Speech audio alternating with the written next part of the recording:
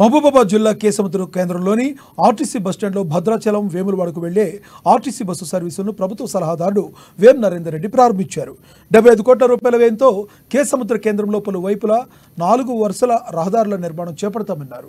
కేసముద్రలో అగ్నిమాపక కేంద్రం ఏర్పాటుతో పాటు డిగ్రీ కళాశాల మంజూరు చేస్తామన్నారు. ఈ విద్యా సంవత్సరం నుంచే ప్రభుత్వ జూనియర్ కళాశాలలో డిగ్రీ కళాశాల తరగతులు నిర్వహించాలని విద్యాశాఖ అధికారులను సూచించారు.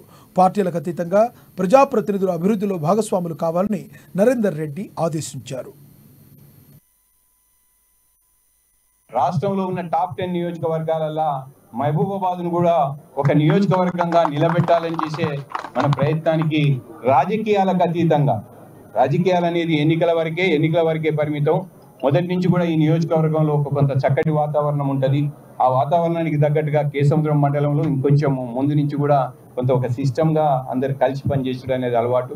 అభివృద్ధి అనేది రాజకీయాలు పక్కకు పెట్టేసి అందరం కలిసి ఎదురుంటే కొన్ని పనులయ్యే అవకాశం ఉన్నది. కాబట్టి మీరు ఎక్కడనైతే మీరు గవర్నమెంట్ ల్యాండ్స్ కానివ్వండి, ల్యాండ్ ఎక్కడైనా ఇచ్చేది వాళ్ళు కానీ ఉండేతుంటే అక్కడికి ఇన్స్టిట్యూషన్స్ పట్టుకొచ్చే బాధ్యత మేము తీసుకుంటాం.